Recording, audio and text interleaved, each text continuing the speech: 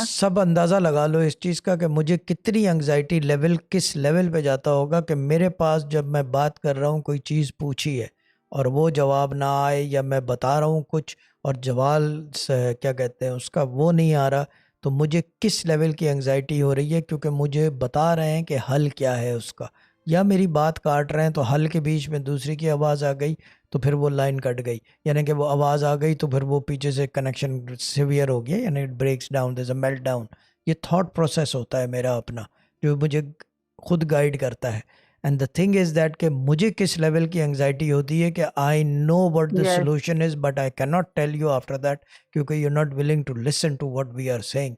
तो कोशिश करें कि प्लीज़ जब मैं सोल्यूशन बता रहा हूँ या कोई इस तरह की चीज़, just do it because that is the best thing for your benefit, or solution to your problem and improvement in your lifestyle, and will improve your cash flow as well। जो मैं बता रहा हूँ वो सब चीज़ें इसके अंदर एक ही मरकबे में, एक चीज़ में बंद है। यानी वही बात है, एक ही सफ़ में खड़े हैं महमूद और अय्याज, एक ही सफ़ में बांध देता हूँ सब कुछ एक जगह। ये तार कहाँ से आ गई है, धागा।